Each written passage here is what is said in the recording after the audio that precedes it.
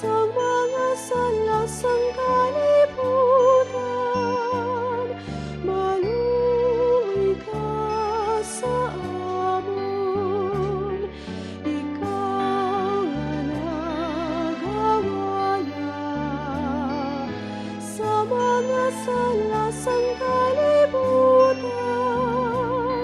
Patuna ang amon pag-ampo, ikaw nga nagalingkod sa tuos ang Dios Amay. Maluoy ka sa amon.